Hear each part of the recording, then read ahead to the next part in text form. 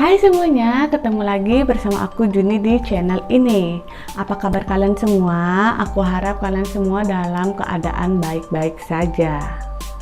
Oke, hari ini aku ingin menceritakan sesuatu yang mungkin menurut kalian hal yang tidak mungkin, nggak pernah akan terjadi, bohong. Mungkin seperti itulah reaksi kalian mendengar cerita yang akan aku bawakan hari ini. Ya, hari ini aku ingin bercerita mengenai time travel. Apa itu time travel? Time travel adalah perjalanan waktu, baik itu dari masa depan ke masa lalu atau dari masa lalu ke masa depan. Apakah dari kalian percaya dengan adanya mesin waktu? Kalau menurut aku sendiri, mungkin mesin waktu itu tidak ada. Tapi dari cerita ini, aku mulai berubah pikiran, berubah pendapat aku. Mungkin alat untuk melakukan perjalanan waktu itu tidak ada, tapi perjalanan waktu itu mungkin seseorang secara tidak sengaja mengalaminya. Oke, kita mulai saja ceritanya. Cerita ini terjadi pada tahun 2006 di kota Kiev, Ukraina. Tepatnya pada tanggal 23 April 2006. Pada saat itu ada dua orang polisi sedang bertugas dan tiba-tiba polisi itu terlihat melihat seorang laki-laki yang tampak kebingungan seperti kehilangan arah. Laki-laki tersebut mengenakan pakaian era Uni Soviet dan membawa sebuah kamera foto antik di tangannya, sehingga menarik perhatian kedua polisi tersebut. Akhirnya polisi pun mendekati laki-laki itu. Polisi bertanya, "Ada yang bisa kami bantu? Sepertinya kamu kebingungan." Laki-laki itu pun menjawab, "Saya ada di mana?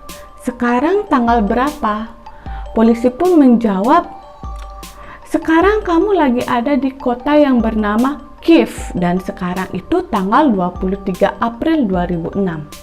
Mendengar jawaban itu terlihat wajah laki-laki tersebut kaget. Lalu laki-laki itu pun berkata, "Beberapa menit yang lalu saya berada pada tahun 1956 dan mana mungkin sekarang sudah tahun 2006.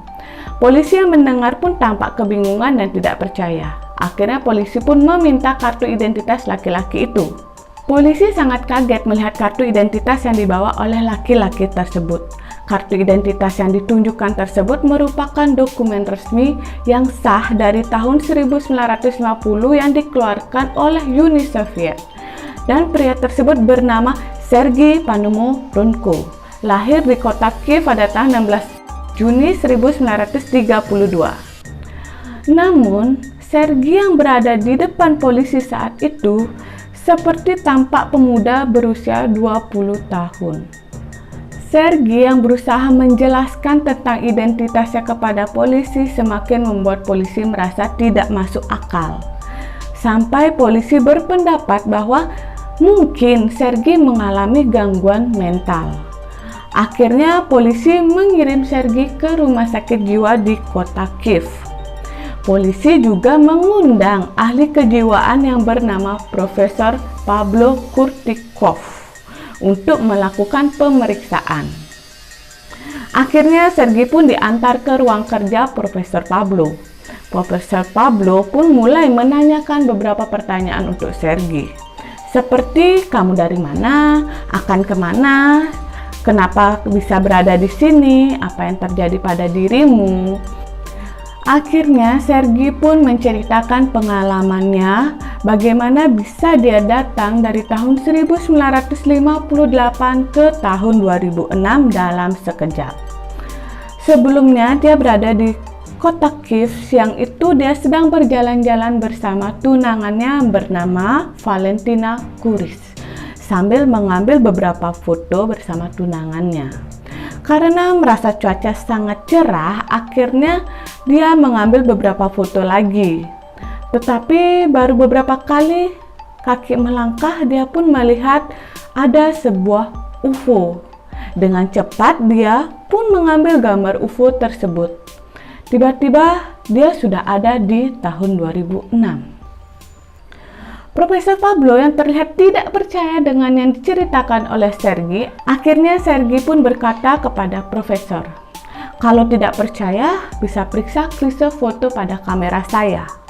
Karena profesor tidak mengerti mengenai kamera, Profesor Pablo pun mengundang seorang pakar fotografi bernama Vadim Vosner untuk membantu memeriksa klise film pada kamera Sergei.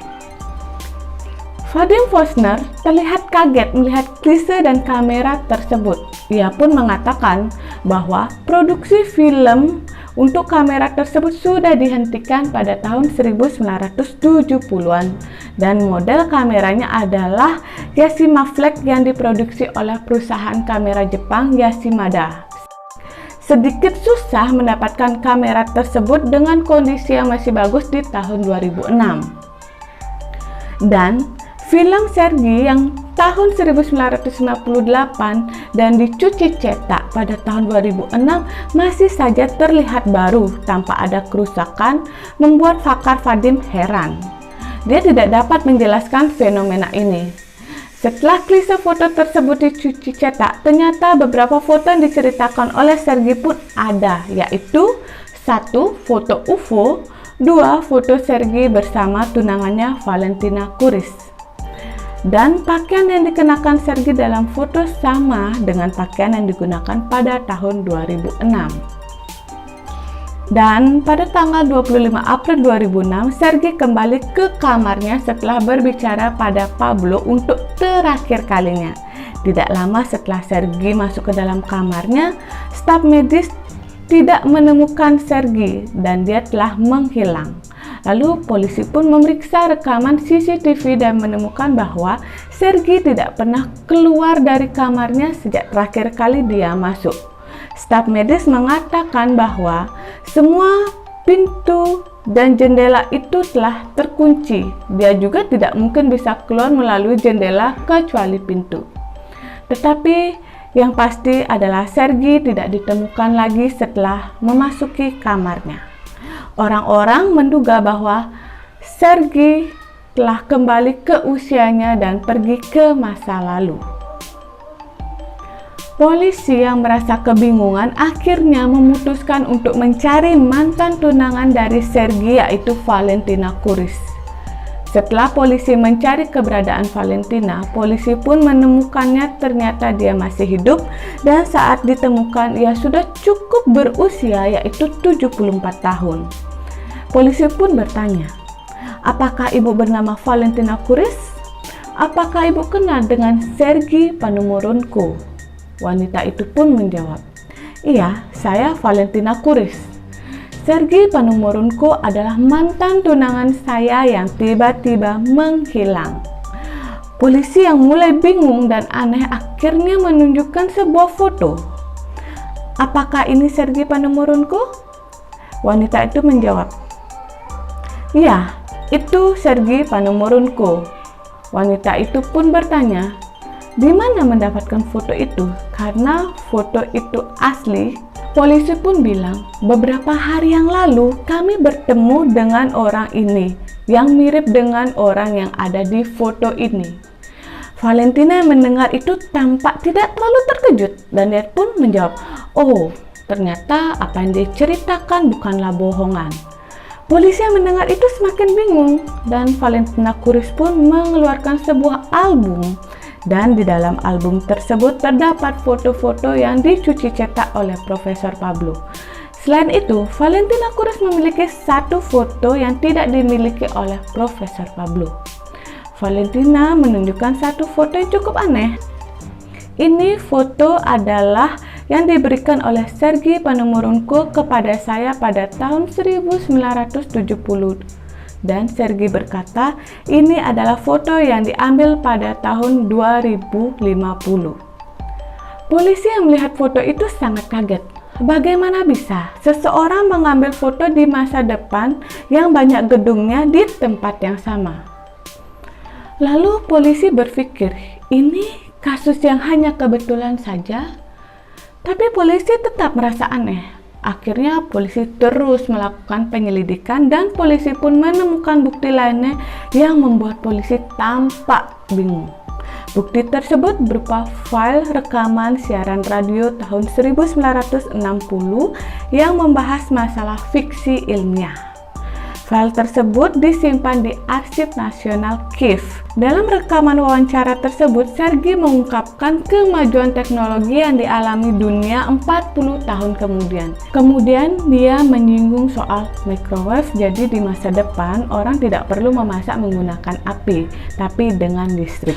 Di masa depan semua orang akan membawa HP dan akan ada jantung buatan.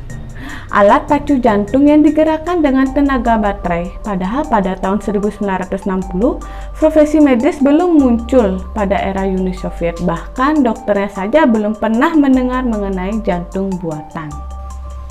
Nah, kasus ini tidak bisa dibilang 100% benar, karena pasti banyak yang bilang ini hoax, karena kurangnya data. Tapi aku masih bingung, kalau ini sebuah kebohongan, bagaimana bisa Valentina Kurus yang masih hidup ini mengenal baik Sergei Panomurunko?